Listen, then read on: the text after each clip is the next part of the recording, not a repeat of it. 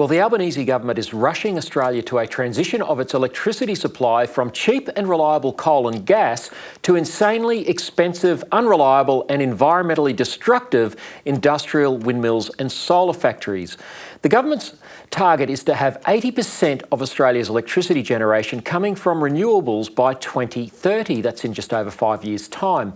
And this is in order to meet net zero carbon dioxide targets that have been set by the globalist Paris Accord. Now, Gerard Holland is the CEO of the National Party's think tank, the Page Research Centre. He delivered a speech at last month's Alliance for Responsible Citizenship conference in Sydney, which destroyed the idea peddled by politicians that renewables are cheap and reliable. Gerard Holland joins me now. Gerard, thanks so much for your time.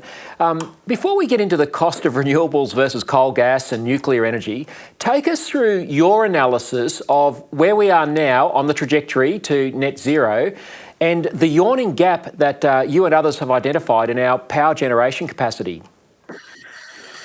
Thanks so much for having me, Lyle. It's great to be with you. I think the important thing as a starting point is the kind of questions that you ask will in lots of ways dictate the kind of answers that you'll get out on the back end. It's a trivial example, but if I was to ask, how do we eliminate all road fatalities tomorrow? Well, the simplest way would be to ban cars. Now, obviously, this would have huge consequences downstream. How do we get around? What would it mean for the economy? How could society function? But this is actually the exact process that we've gone about when we asked, how do we eliminate carbon dioxide emissions at the point of generation as quick as we possibly can without any considerations to the trade-offs around reliability, around cost, around land use and environmental damage, and around our national security. And this was really the kind of angle that I wanted to take going in, was asking a more nuanced question of how do we produce electricity that is as cheap as possible, as reliable as possible, as secure as possible, while still maintaining our fundamental responsibility to steward the natural environment. And to that first point that you mentioned around reliability and that baseload, I have really quite serious concerns around the trajectory that we're on. The fact is that as we begin to decommission our coal-fired power plants, we've already seen a couple of those decommissioned over the last couple of years, and we've got Eraring coming up very soon.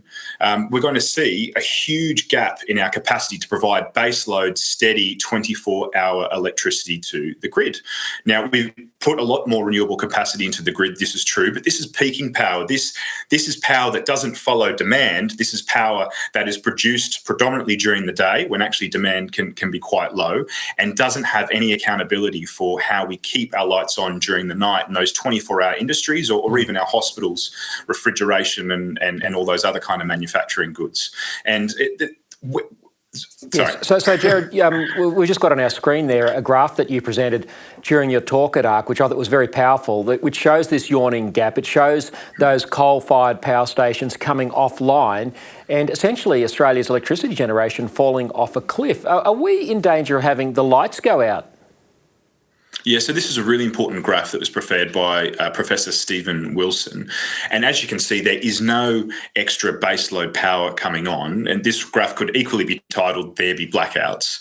The fact is, you can't afford to turn anything off until you're ready to turn a like-for-like technology on. And in the case of coal-fired power plants, it's either gas turbines, which will never be cost competitive with coal, or nuclear power, which is the kind of trajectory that I would advocate we should be following into the future. Absolutely. So Gerard, presumably people in Chris Bowen's office know this. Why are we still hurtling headlong down this path?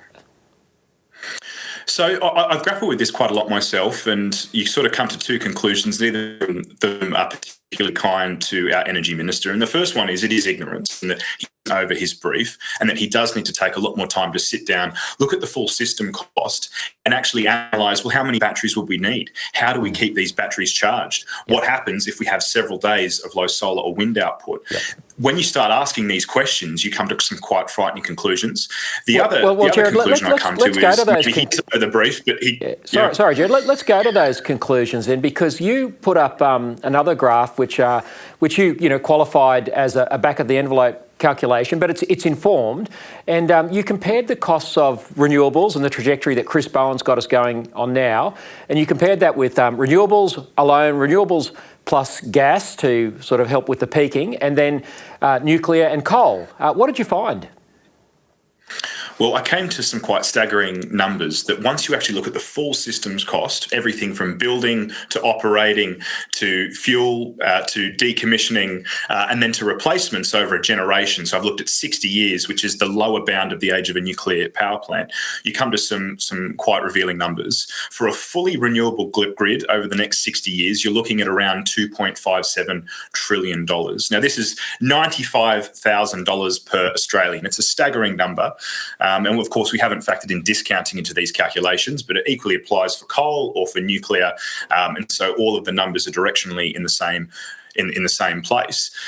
Over the same time period, you'd replace coal-fired power plants twice, but you would never have to replace your nuclear reactor during that time. Nuclear reactors last 60 to 80 years, and there's some amazing innovations coming out of particularly South Korea where they can extend the life up to 100 years. And so once you're looking at the full generation and an entire lifespan of Australians investing into the future, you really come to a quite obvious conclusion as to which direction we should be heading in. And once you factor in how much do the batteries cost? How many times do we have to replace them? How do we have to decentralise the grid and build out more transmission lines? And how much extra storage and extra generating capacity do we need to get through wind droughts, to get through the middle of winter when we have low sun? That's when you start coming to those enormous numbers. So those numbers, that's quite telling. Again, it's an analysis that probably needs to be costed forensically by economists and the like, but nonetheless, those figures are out there for debate. It clearly shows if we want to get to net zero, we can do so far cheaper with nuclear. If we didn't want to get to net zero, we could do it very cheaply with coal, but the nuclear isn't that much more expensive. It seems like a no-brainer. Why, again, do policymakers not see this? So I think actually I was quite surprised by these numbers. I've always just accepted that coal was the cheapest. We have a lot of coal here. We can produce coal-fired power plants quite cheaply. That how competitive nuclear reactors were. And these are the numbers based on existing plants and reactors such as the Baraka in the UAE. But once you factor in the 20,000 modifications that were made to adapt these reactors for a quite harsh environment that we wouldn't require in Australia with the sites that Peter Dutton has identified, I'm convinced you could do nuclear even cheaper here if you set about a sensible and appropriate pathway. Well, there's a couple of reasons why we don't know this. And the first one is when AEMO designs their plan, they've been given the directive to achieve net zero and to achieve net zero by arbitrary deadlines, a certain amount of decarbonisation by 2030 and a certain amount of decarbonisation by 2050. So that instantly takes coal off the table unless you use excessively expensive carbon capture, storage and offsetting. It takes nuclear off the table because obviously we have a moratorium on nuclear here at the moment. And so there is that load time in legalising nuclear and building those reactors. But once you remove these arbitrary deadlines and think more broadly about how we design the grid, you come to very different conclusions to what AEMO and GenCost have presented. Yeah, well, once you put common sense on the table, you come to those conclusions. You also showed another graph, which I thought was quite frightening, which, based on the trajectory we're going, this graph of Australia, or this map of Australia, shows where the industrial solar farms and windmills have to go, and the sort of landmass that's got to be covered to produce this renewable transition. This is not exactly environmentally friendly, is it? Well, my frustration is we're destroying our natural environment in order to appease this ideological affinity with renewable energy. The promise with renewables is that it's cleaner, but the fact is once you factor in all the steel, the concrete that goes into building them, or the rare earth refinery and mining that oftentimes happens offshore, you're only reducing your emissions by 40%. At the same time, because these are such diffuse methods of extracting energy from the environment as opposed to the dense sources of energy such as coal or nuclear, you need an enormous amount of land use, which means that you actually do degrade your environment to quite a serious degree. This is our farmland, this is our national parks, when you've got all these wind turbines being built across our mountain ranges. And the sheer scale of decarbonising Australia is unfathomable. And the graph that you're referring to was prepared by the Net Zero Steering Group last year, which was released to really no real fanfare. It was, I feel, quite buried by the media, but I think it's really important that Australians understand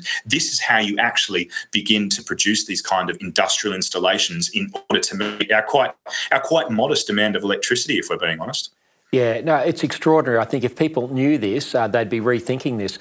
Talk about issues being buried by the media. There were journalists in the room at the ARC conference here in Sydney last month. They chose to focus on other issues that had nothing to do with what was being discussed at ARC. That's very frustrating because, you know, this is the biggest economic change that we are seeing probably in the post-war era in Australia, and yet they chose to ignore this and ask Jacinta Nampijinpa-Price about the issue of abortion. That's an important issue, but that wasn't on the agenda at ARC. This was, and they ignored this. How can we get good public policy, to take up John Anderson's famous phrase, from a really bad debate?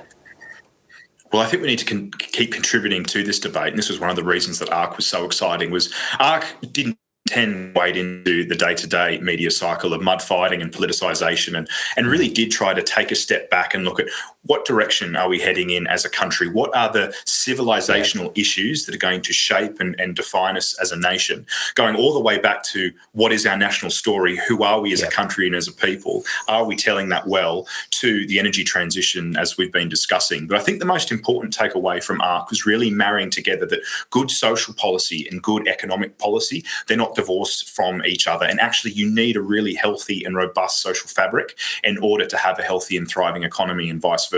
And if we can begin to inject some of that understanding and nuance into the public debate, we will expect that over time we'll get better leaders who are better informed and begin to make better decisions for our country. Yeah, I couldn't agree more, Gerard. I think ARC is very much the hope of the side, but we also need an honest media that will report the debate and the discourse that ARC is seeking to change. And the sort of contribution you're making, I think, has got us well on the way. We just need some honest reporting. Gerard Holland, thank you so much for your time and for unpacking all that. I'd encourage people to go to the ARC YouTube channel, Google Gerard Holland and ARC and energy, and you'll find Gerard's excellent 14-minute talk there. It's well worth watching. Thanks again, Gerard. Lyle, thanks so much for your time, and to the point about informed media, this is exactly what you're doing, and thank you for all you're doing at EH. It's a privilege to be doing it. Thanks again.